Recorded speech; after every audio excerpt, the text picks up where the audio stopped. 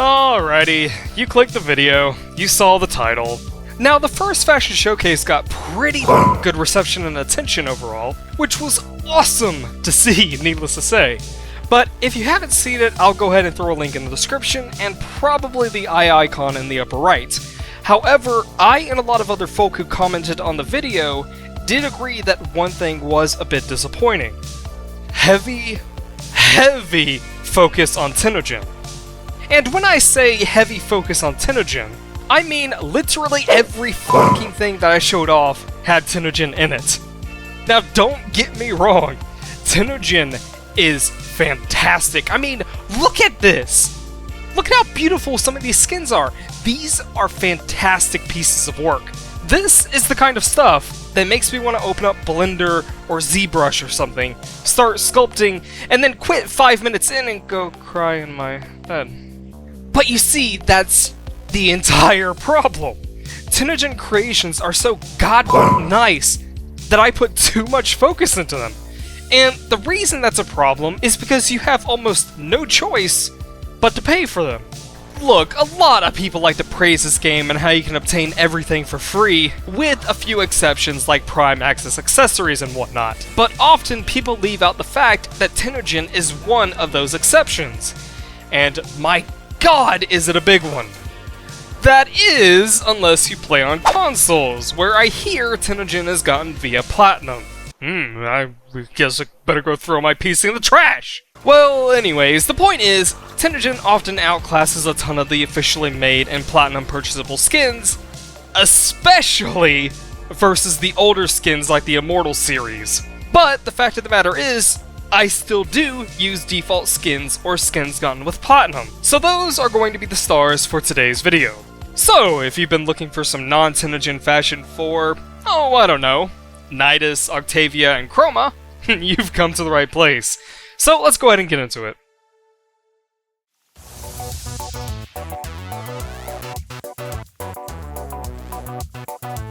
Nidus has quickly become one of the biggest fan favorites ever since his release for his near-perfect balancing and ability variety. But his design is without a shadow of a doubt my personal favorite thing about this walking hemorrhoid. But you know what I like most about it? These bits right here. I love how these blisters and vein-like regions have energy flowing within them. And whenever I'm working with Nidus, I try my best to make that flow visible. But there is a trick to it. You're going to need your accents channel a reasonably dark color, because otherwise the areas are going to be way too bright and you're not going to be able to see the effect all that well. And it's funny because the default color scheme for Nidus is a victim of this. Anyways, Nidus is where sweet complementary colors come into effect. Red and green contrast each other naturally and it fits extremely well on an infested design like Nidus. Though, when I say fits very well, I actually mean it looks fucking disgusting. Anyways, on to the specifics. First off, the armor is the full embolished armor set and the Syandana is the Mucus Syandana? The idle animation, aka the best animation for Nidus, is Inaros Agile. However, for the sake of showing the scheme off better, I'm going to be using Nidus Noble for this video. The primary channel is this black right here in the smoke palette. However, if you want a black that has just a tinge of grayish brown to it, I highly recommend this color here from the Grineer palette.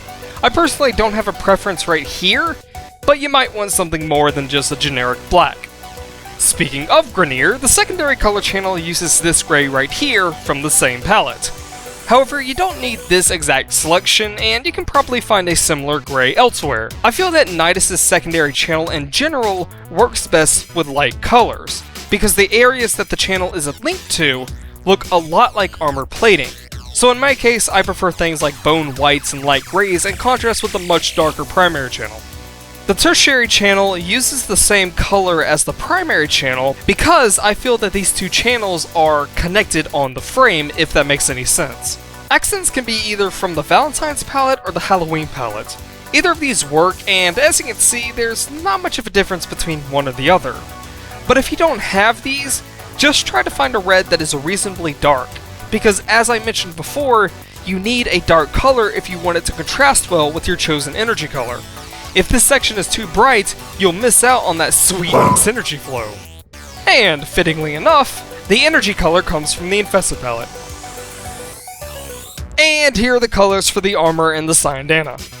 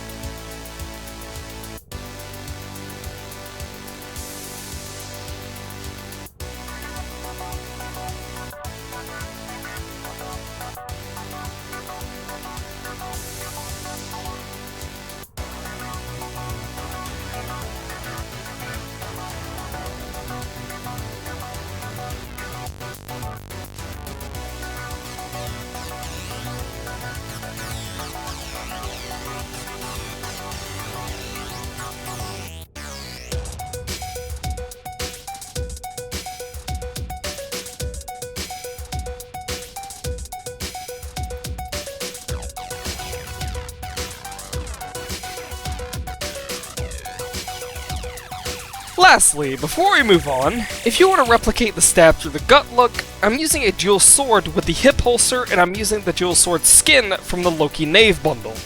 And here are the holster sliders to get the effect. As far as I know, these sliders should work with most dual swords, even without the skin. The reason I use the skin is because I like the idea of having an Orcan-era sword stabbed into his gut, but also having a dagger that looks infested at his hip. These two weapons actually contrast very well for this idea, and the idea of him just ripping the fucking sword out of his gut to slice up Grineer is just a really cool touch.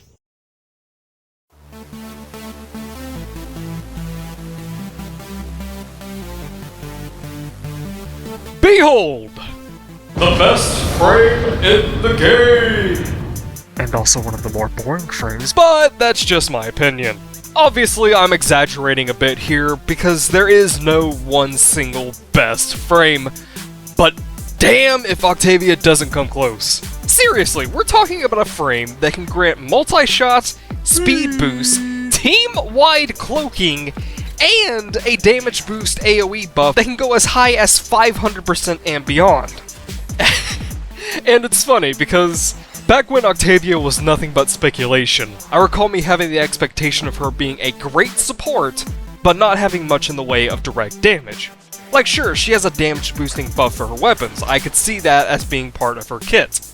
But there was no way a Space Bard was going to get an ability that could destroy everything around.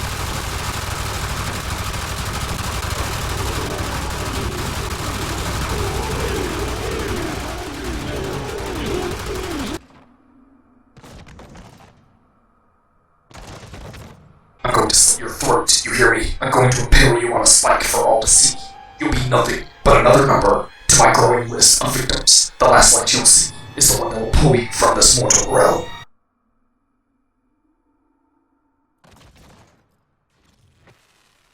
Okay, so I might have been wrong. But enough about Octavia, let's talk fashion. This is a 2-for-1 special since I've already technically shown off this cosplay in a previous video. But since I wasn't too happy with the video in general, I'd like to show it again.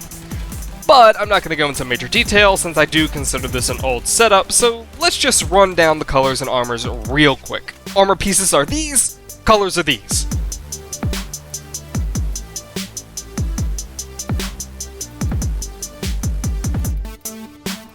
Syandana is this, colors are these.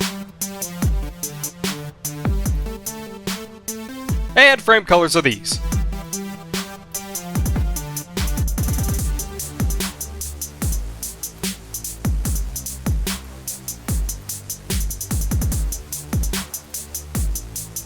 Moving on.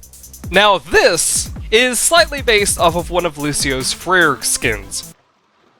What the fuck is a Freyr? Though I do take more liberties here, so it's closer to inspiration than a cosplay, but hey, whatever. I'ma just shut up and get into it.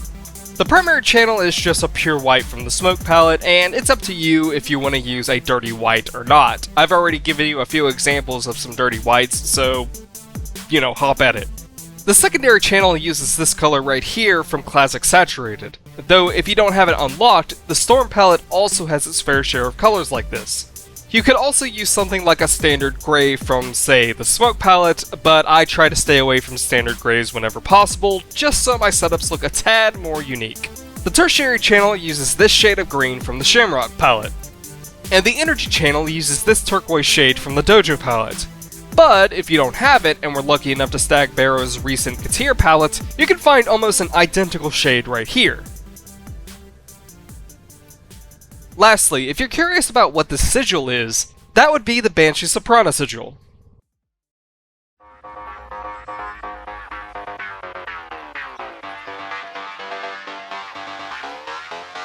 Well, here's a pretty obscure cosplay for you. I haven't had anyone recognize this so far, and I've had it for quite a long time now. Though that easily could just be down to me having a cosplay. Anywho, fun fact, I am a pretty big fan of fighting games, though specifically the faster paced ones. We're talking your Marvel vs. Capcoms, not the newest one please, your Melty Bloods, your Guilty Gears, that sort of thing. Anyways, because of this, I've always been a fan of ArcSys games, such as the aforementioned Guilty Gear, as well as its spiritual successor, BlazBlue. And BlazBlue has this edgy looking motherfucker right here as part of its antagonist roster, and I figured this color scheme would work extremely well with Chroma's Dynasty skin. And, well, you're looking at the finished product. Also, it's worth mentioning that getting this down properly was a gigantic pain in the ass, due to shading differences between the actual artwork and the sprites, but in the end I opted to follow the art as a reference rather than the sprites. So, on to the details. First off, I'm only using chest and shoulder armor for this setup. The chest piece is the Katir Foros, and both of the shoulders come from the Syrinx set. And here are the colors for them.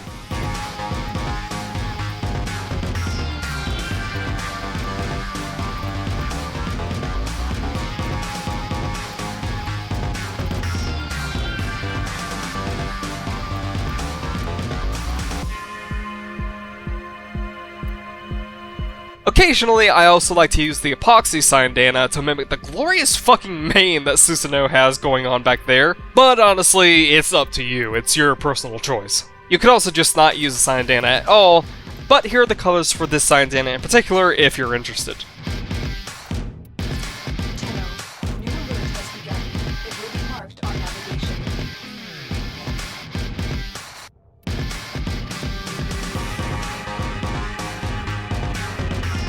Now, let's get on to the frame itself. The primary channel is this black right here from Smoke palette.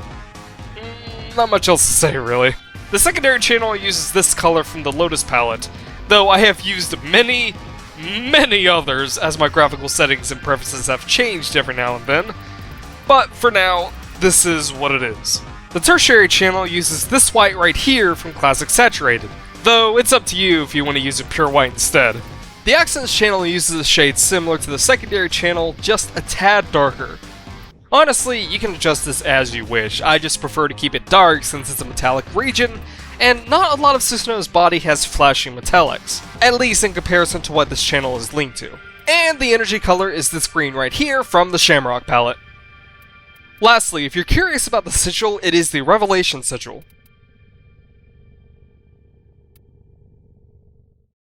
And that is all I have to share with you guys today. Next time I'll probably be showing off a mix of Tennogen and non-Tennogen setups, but we'll see how it goes. In the meantime, feel free to blast my poor fashion sense in the comments below. Bye.